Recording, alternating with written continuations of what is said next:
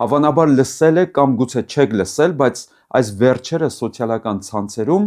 երիտասարդների եւ հատկապես պատանիների միջակայքում շատ հանրահայտ է դարձել մի խաղ, որ կոչվում է Կարմիր դուռ եւ Դեղին դուռ։ Գուցե շատ բան ձեզ չասի այս վերնագիրը, բայց պատանիների մեջ, դպրոցականների մեջ շատ տարածված է այս խաղը։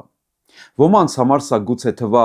անմեղ մանկական կամ պատանեկան խաղ, բայց այսօր մենք կխոսենք այդ խաղի բուն էության եւ սպառնալիքների մասին։ Ինչ է սա, մանկական, պատանեկան, պարզամիտ մի խաղ, զվարճանք, թե սատանայական ու դիվային զբաղմունք։ Եկեք միասին բացահայտենք եւ հասկանանք խաղի բուն էությունը։ Եվ ուրեմն այս խաղի մասնակիցները 2 կամ 4 հոգով են լինում, մեկը նստում է, մյուսը պառկում է, իր գլուխը հակառակ կողմով դնում է հետևում գտնվողի ծնկներին, աչքերը փակում է, հետևում գտնվողը իր ձեռքերը դնում է գլխի այս հատվածներում եւ սկսում է շոյել, սկսում է ժամացույցի ուղղությամբ շարժումներ անել եւ անդադար կրկնել այս արտահայտությունը. կարմիր դուռ, դեղին դուռ, որ դուռն ես ընտրում, որ դռնով ես ներս մտնում, կարմիր դուռ, դեղին դուռ։ Եվ այդ անձնավորությունը, ում աչքերը փակ է, նա պետք է հիպնոտիկ վիճակի մեջ հայտնվի, երևակայական վիճակի մեջ անջատի իր ուղեղը, իր միտքը եւ սկսի դեգերել իր պատկերացումների մեջ։ Եվ սկսվում է հալյուցինացիան։ Նրա մտքի մեջ հայտնվում են տեսարաններ, հայտնվում են պատկերներ, դռներ, կարմիր գույնի, դեղին գույնի, սև գույնի ոմանք ասում են, եւ նա պետք է ընտրի, որ դռնով է ներս մտնում։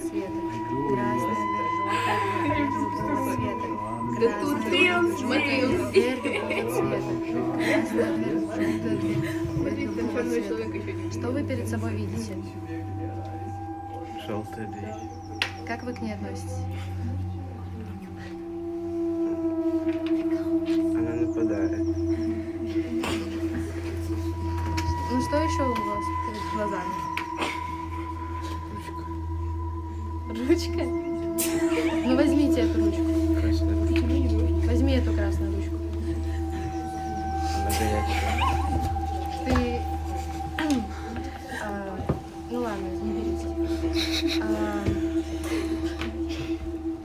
Что вы еще перед собой видите? Комната. Как вы относитесь к этой комнате? Огромные люстры. Заходи. 4. Заходи. Ты видишь перед собой часы? Да.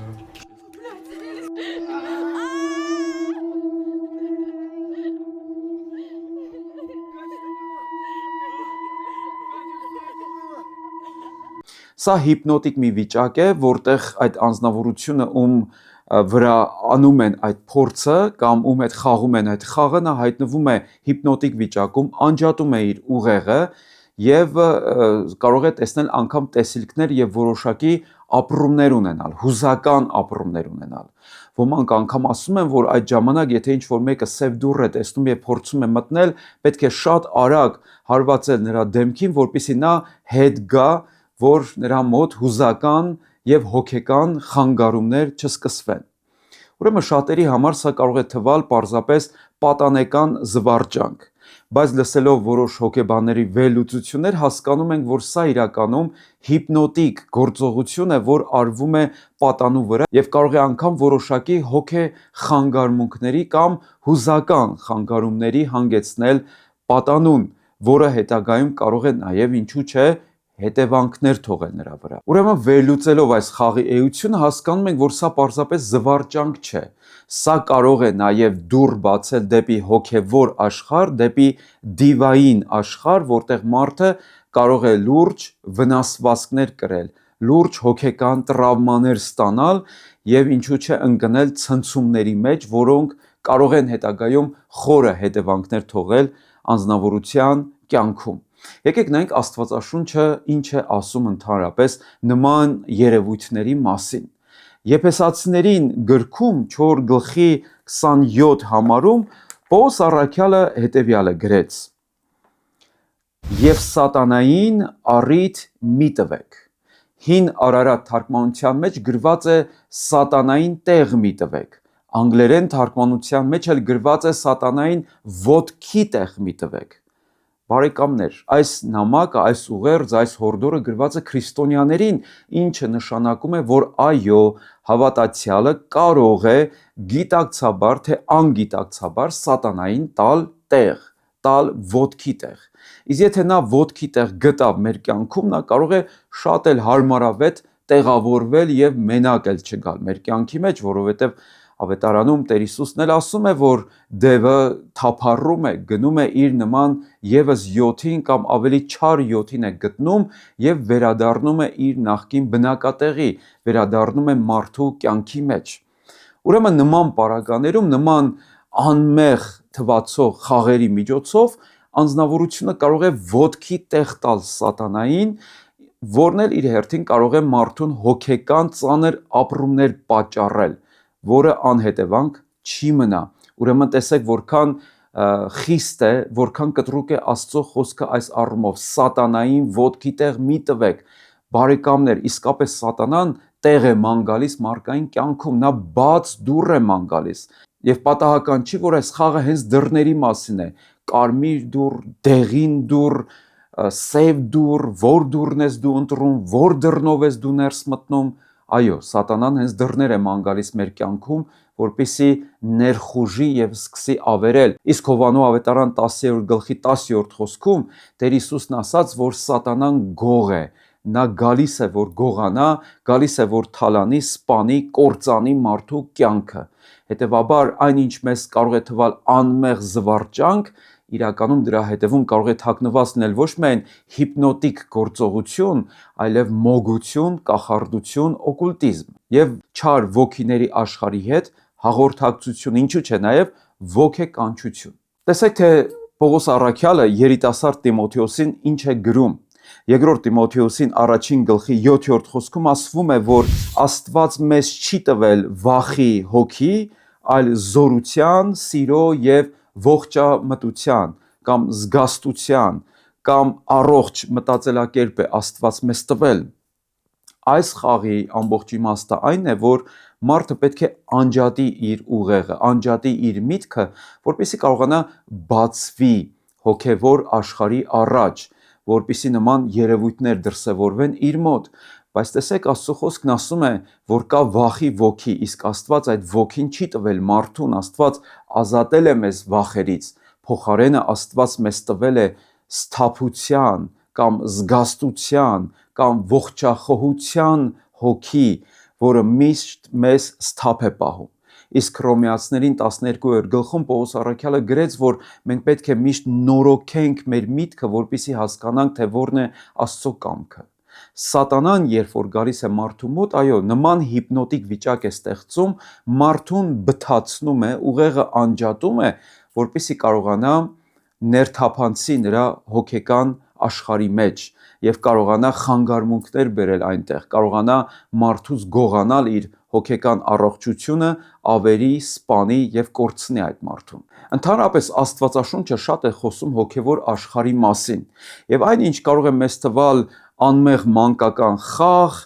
ինչ որ մի սովորություն, մարդ կարող է ասել, դե ես չեմ հավատում աստղագուշակներին, բայց ամեն օր լսում եմ, որովհետև ինձ մոտ սովորություն է ձևավորվել եւ այլն, կամ մարդ կարող է հակում ունենալ դեպի նման գերբնական թվացող գիտելիքները, այդ ամենը մարդու կյանքում դուռ են բացում անեծքի համար եւ դիվային ներթափանցման եւ ներխուժման համար։ Ընդհանրապես Աստվածաշունչը շատ է զգուշացնում հավատացյալներին, թե հին կտակարանում եւ թե նոր կտակարանում հեռու մնալ կախարդություններից, հեռու մնալ գուշակություններից, հեռու մնալ ոգեկանչությունից, որովհետեւ այդ ամենը անհետևանք չի կարող մնալ մարդու կյանքում։ Հիմա եկեք տեսնենք, ինչ հետևանք կարող է թողնել այս խաղը, մասնավորապես պատանիների կյանքում, եւ ես 5 կետ եմ առանձնացրել ըստ այն վերլուծության, որ ես ուսումնասիրել եմ եղող մեդիա դաշտում, ինչ հետևանքներ կարող է թողել այս խաղը։ Առաջին վատ հետևանքը դա հոգևոր եւ հոգեկան ճնշումն է եւ շարունակական վախի արկայությունը։ Երեխայի մոտ այս խաղից հետո առաջանում են մղձավանջներ,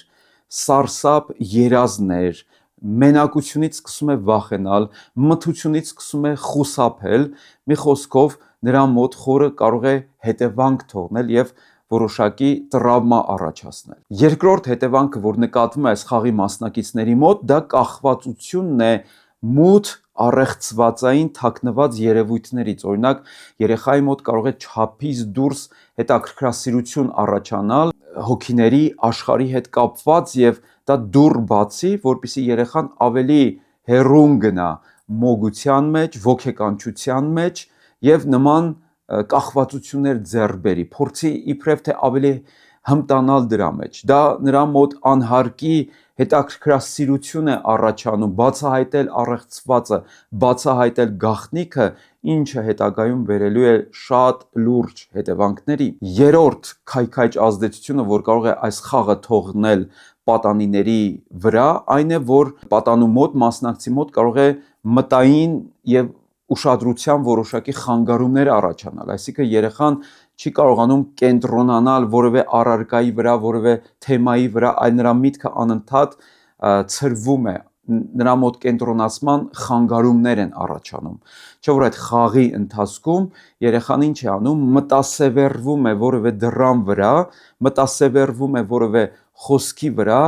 դատարկվում է իր միտքը, բացվում է իր հասկացողությունը տարբեր աշխարհների հանդեպ եւ այդ ամենը բերում է հետագայում նաեւ կենտրոնացման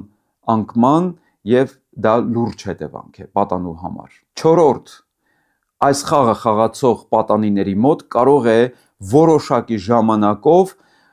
դիտվել ժամանակավոր հոգեխանգարմունք, հուզական խանգարմունք, սթրես եւ սարսափ ապրումներ։ Ուսումնասիրելով նաև որոշակի տեսանյութեր, որոնք առկա են ինտերնետում, դա նկատվում է, որ երեխայի մոտ հուզական պոռթկումներ են առաջանում, հիպնոտիկ վիճակում գտնվող երեխայի մոտ հուզական տատանումներ են առաջանում։ Անկամ հոգեբաններն էլ կասեն, որ հիպնոզից սխալ ձևով դուրս գալը կարող է մարդու մոտ հոգեկան լուրջ խանգարումներ առաջացնել։ Ընդհանրապես ես հիպնոզի մասնագետ չեմ եւ կողմել չեմ դրան, բայց այնուամենայնիվ տեսնում ենք, որ այդ ոլորտում զբաղվող մասնագետներն էլ դա փաստում են, որ հիպնոզը կարող է շատ կործանարար ազդեցություն թողնել մարդու վրա, առավել եւս, եթե մասնագիտական մոտեցում չի տրվում դրան։ Հինգերորդ, երեխայի մոտ կարող է առաջանալ թաքնված մեղքի զգացում եւ ինքնամեղադրանք։ Նա կարող է հասկանալ, որ սխալ բան է արել, բայց նա կարող է իր ծնողից թաքցնել այն, ինչ իր հետ կատարվել է եւ պարփակվել իր մեջ, փակվել, չխոսել, չկիսվել, ինչը եւս կարող է հանգեցնել ծանր հետևանքների։ Հիմա գործնական հարց եւ 5 կետից կազմված պատասխան։ Ինչպես պաշտպանել մեր երեխային նման մարտահրավերներից եւ նման ծուղակներից 5 հիմնական կետ ծնողների համար։ Նախ առաջինը կարիք ունենք ուշադիր լինենք մեր երեխաների հանդեպ։ Այսօրվա ծնողները բնականաբար հետ են մնացել ժամանակի թրենդներից, շատերը TikTok-ում չկան, ոմանք Facebook-ում են, որտեղ պատանիներ չկան եւ նման տենդենսներ կարող ենք մենք այնտեղ չտեսնել։ Հետևաբար իմ հորդորս է ուշադիր լինենք մեր երեխան ուր է մտնում, ինչ է նայում, ում է հետևում, ինչ թրենդների է հետևում։ Հատկապես TikTok-ը, որտեղ անվերահսկելի վիճակ է սիրելի ծնողներ եւ քաոս է տիրում պարզապես եւ ամեն մեկը կարող է իր փորձարկումներն անել ձեր երեխաների վրա։ Զգուշացեք, ուշադիր եղեք, անհոգ մի եղեք, հետևեք, դուք պատասխանատու եք այդ հարցում։ Երկրորդ, սովորեցրեք ձեր երեխային զանազանել վտանգը, սպառնալիքը, կրթեք վերջի վերջո։ Դրա համար պարզ է, առաջինը մենք պետք է կրթվենք, մենք պետք է բանիմաց լինենք,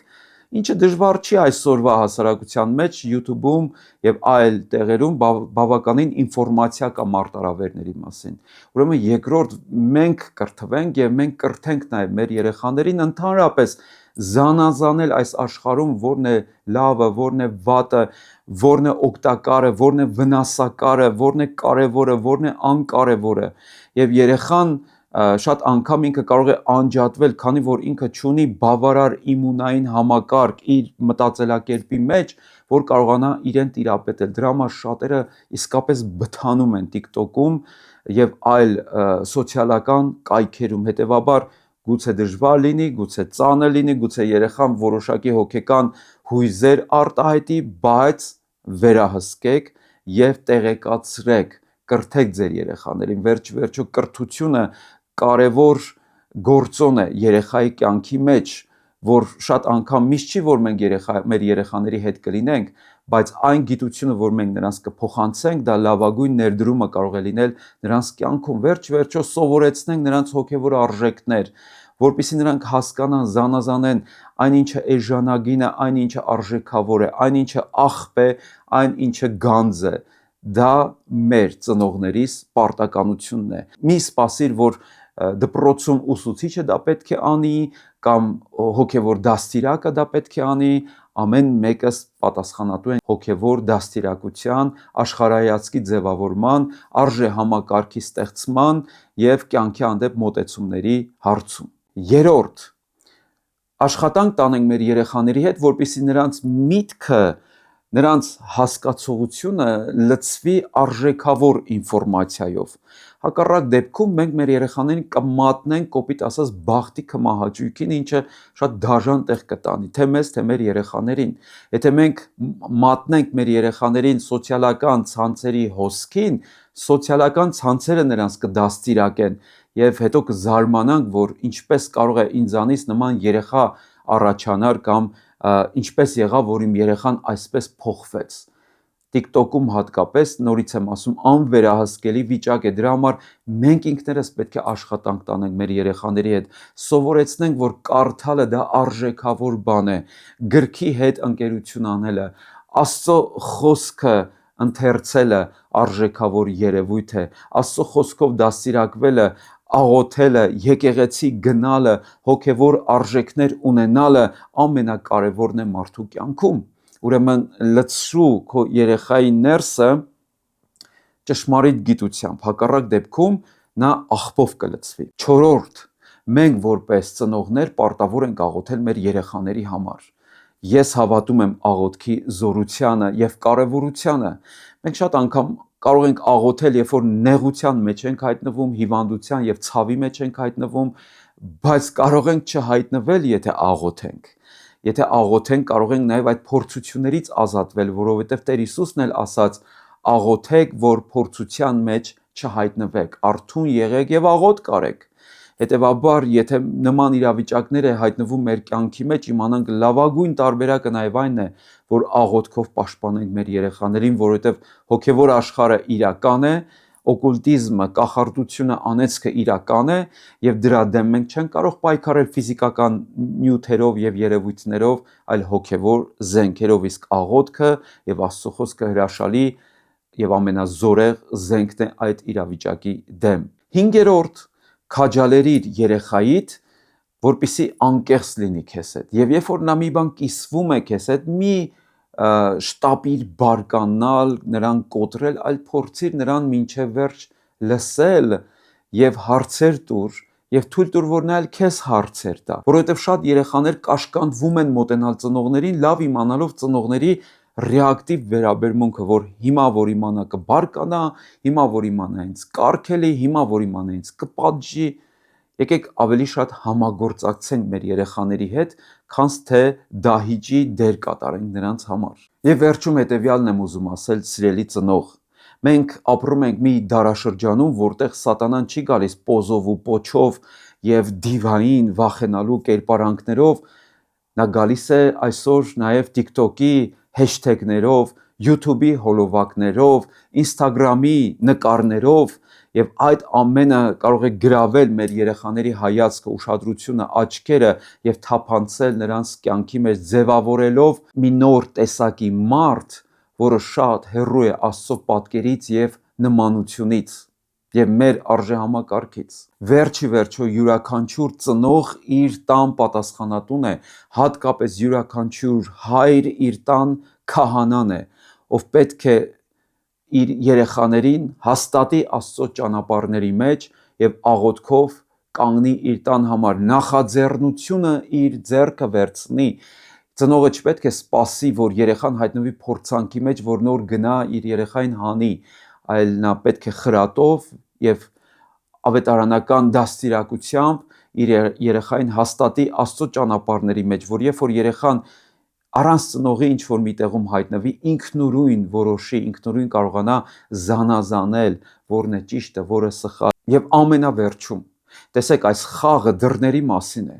Կարմիր դուռ, թե դեղին դուռ, թե սև դուռ, որ դռնով ես ներս մտնում։ Իրականում Հովանու ավետարան 10-րդ գլխի 9-րդ խոսքում Տեր Հիսուսը հետևյալն ասաց.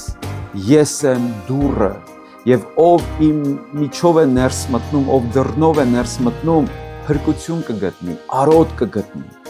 Այս խաղի ընթացքում պատանիները սխալ դռնով են ներս մտնում եւ գտնում են սթրես, գտնում են հոգեխանգարմունք, գտնում են նյարդային վիճակներ։ Բայց Տեր Հիսուսն ասաց. Ես եմ դուռը, նա է ճշմարիտ դուռը, եւ ով որ նրանով ներս մտնի, ճշմարիտ կյանք կգտնի։ Վերջ-վերջո, սիրելի ծնողներ, մեր ամենամեծ լավությունը այն կլինի մեր երեխաների կյանքում, որ նրանց տանենք եւ կանգնեցնենք ճիշտ դռան առաջ եւ սովորեցնենք նրանց մտնել այն դռնով, որի անունն է Տեր Հիսուս Քրիստոս։ Ես եմ դուռը։ Եթե մեկն իմ միջով մտնի, կփրկվի։ Կմտնի ու կելնի եւ ճարակելու բան կգտնի։ Գողը գալիս է միայն գողանալու, սպանելու եւ կորստյան մատնելու նպատակով։ Ես եկա, որպեսզի կյանք ունենամ։ Կյանք իր լիության մեջ։